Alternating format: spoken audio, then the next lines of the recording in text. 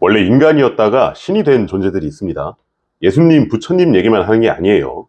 우리나라에도 많습니다. 예, 돌아가신 분들까지 치면은 뭐 세종대왕, 이순신 이런 분들도 계시죠. 물론 뭐 좀 신성력의 레벨이 다르긴 한데 어쨌거나 다 신들입니다. 농담이 아니에요. 신의 구성 요소가 있어요. 물 위를 걷고 이제 번개를 쏴야지만 신이 아닙니다. 사람들이 이제 신앙을 가지면 그게 신입니다. 그 무결성과 완전성에 대해서 의심하지 않으면 이제 신이 되는 거예요. 그러니까 신의 요소는 신도와 신앙심인 거죠. 그 실체가 아닙니다. 실제로 관우나 이순신 같은 무장들은 죽고 나면 중국이나 일본 같은 데서 진짜 신으로 섬기기도 하죠. 우리나라에 현재 살아있는데도 신이 된 사람들이 좀 있어요. 개의 신 강영욱, 교통사고의 신 한문철, 육아의 신 오은영, 피겨의 신 김연아, 요식업의 신 백종원, 그리고 그냥 신 이제 유재석, 윤우님. 이 중에서 몇몇 분들은 이제 몇 가지 에피소드들이 있어가지고 신의 지위를 반납하고 다시 인간 세계로 돌아오셨습니다. 가장 최근에 이제 다시 인간이 되신 분이 더본코리아의 백종원 대표죠. 백종원 대표는 이제 인간으로 돌아오시기 전에 정말 그 신성력이 높았어요. 이제 그가 하는 말은 이제 전부 다 옳았고, 이제 그가 비판하는 사람들은 전부 다 빌런이고요. 백종원 대표 까면 신도들이 떼거지로 몰려가가지고 이제 막 두들겨 팹니다. 지금은 그분이 이제 하늘의 그 높은 옥좌에 계실 때 행하셨던 여러 가지 기적들이 이제 실은 좀 신성한 것이 아니었다는 점에 관해 가지고 많은 분들이 과거 기록을 가지고 오셔가지고 파헤치고 계십니다. 유튜브 쇼츠로도 많이 나오죠. 근데 왜 그때도 분명히 그런 영상들은 있었고 그런 언행들은 있었는데 그때는 발견을 못했을까? 이걸 이제 유발 하라리라는 학자가 그의 가장 기념비적인 저서인 사피엔스에서 뭐라고 얘기를 하느냐면요. 인간이 신앙을 믿고 종교를 믿는 건 유전적인 거라고 얘기를 해요. 옛날에 우가우가 하던 그 원시 시대에 부족들끼리 막 돌아다니면서 서로 돌도끼로 막 머리 깨고 싸웠죠.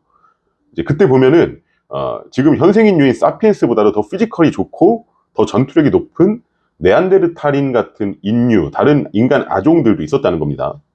근데 사피엔스가 돌아다니면서 다 대가리를 깼다는 거예요. 왜냐?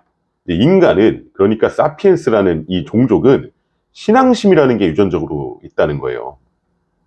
어떤 완전 무결하고 내가 복종해야 하고 내 마음을 뭉클하게 하고 내가 존경하는 어떤 존재, 그러니까 신에 대한, 그 신이 지금 꼭 얘기하는 어떤 인간적인 신을 이야기하는 것이 아니라고 하더라도요, 이제 그런 신에 대한 신앙심이 공동체를 하나로 뭉치게 하고 그게 그 부족을 강하게 했다는 거죠.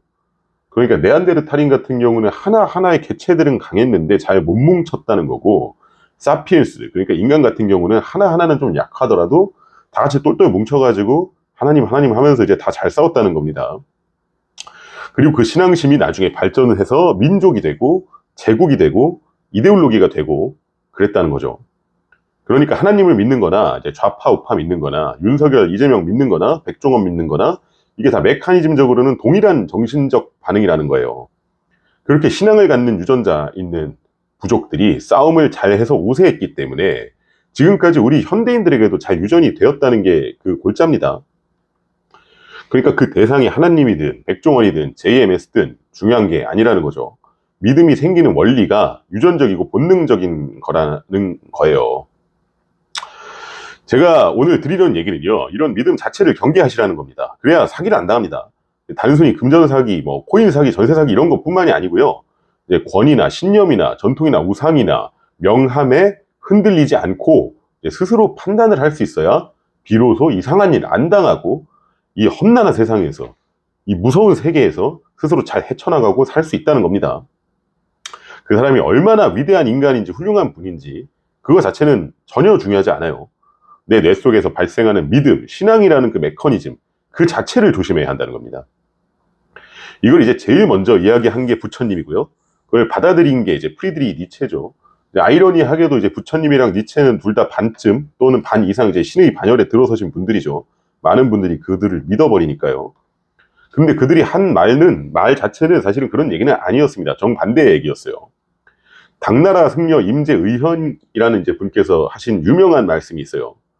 부처를 만나면 부처를 죽이고, 조사를 만나면 조사를 죽이고, 아라한을 만나면 아라한을 죽이고, 부모를 만나면 부모를 죽여라. 이게 말은 좀 폭력적이지만 똑같은 얘기입니다. 니체가 그랬습니다. 신은 죽었다고. 신이 총 맞아서 죽었다는 게 아니죠. 니체 이전의 중세 유럽에서는 그냥 하나님의 말이 법이고 다 진리였어요. 근데 그게 아니라고 이제 선언을 한 겁니다. 그건 하나의 이데올로기고 관습이고 헤게모니일 뿐이기 때문에 인간 문명이 발명한 것이고 문화적 산물이기 때문에 거기서 벗어나서 스스로 생각하고 스스로 결정하고 그래서 위버메시가 되라 이런 얘기를 했던 겁니다.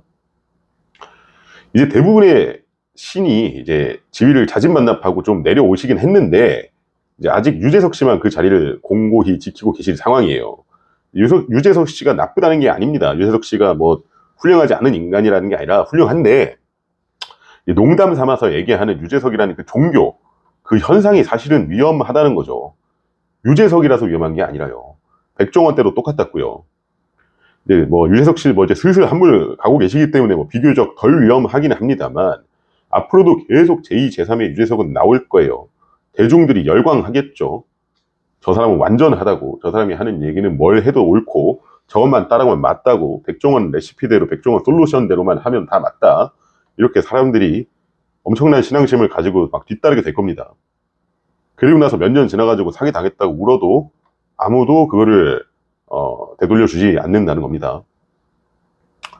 그러니까 모두들 신앙심을 버리시고 불신자의 삶을 살아가시길 바라겠습니다. 감사합니다.